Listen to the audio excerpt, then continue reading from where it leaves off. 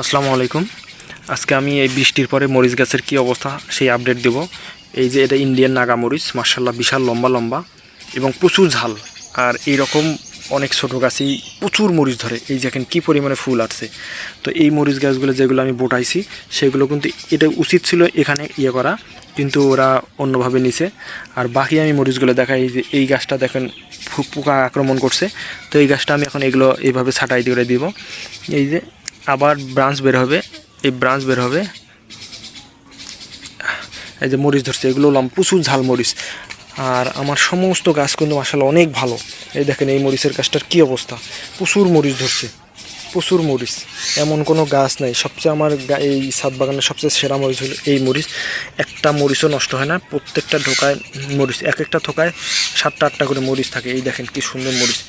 আর এই মরিচটার কথা কি বলবো না, এটা হলো আকাশি মরিচ, অনেক ঝাল এবং অনেক সুস্বাদু একটা মরিচ এবং খুবই ধরনশীল মরিচ।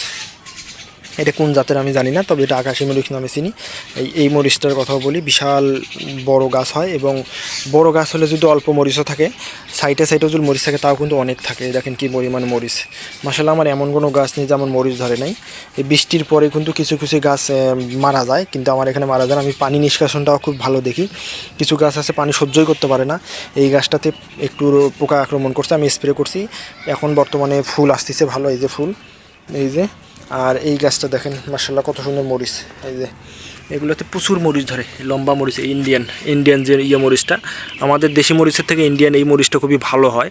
এই দেখেন এতটুকু গাছে কী পরিমাণে মরিচ ধরছে। আর এই যে এই ডাগাগুলো আমি ছেটে দেওয়া লাগে, এইগুলো, এই যে এগুলো আবার ব্রাঞ্চ বের হবে, মাশাআল্লাহ ভালোভাবেই বের হবে। এই যে এখান যে ব্রাঞ্চ বের হবে ভালো হবে। আর এই মরিচটার কথা কি বলবো, অনেক সুন্দর এবং দেখতে ঝোপালো। এইভাবে আমার মরিচগুলো বড় হচ্ছে। আর এখন আমি এই যে মরিচগুলো উঠাবো, যেগুলো খুব পাকছে এগুলো উঠাবো। আর এই গাছটা আমার সবচেয়ে বেশি মরিচ ধরে। এই দেখেন এমন কোনো ব্রাঞ্চ নাই যেখানে মরিচ নেই, দেখছেন মাশাআল্লাহ পাকছে এবং মরিচ ফুল ফল একদম সারা বছরে এই গাছটাতে মরিচ ধরে। এই যে এই বেগুনি কালার মরিচটাও অনেক সুন্দর, মাশাআল্লাহ অনেক গ্রোথ। আর এই যে এইগুলোতে রোগ ধরছে, এগুলো আমি ছাঁটাই করে দেবো, আবার ব্রাঞ্চ বের হবে মাশাআল্লাহ ভালোভাবে।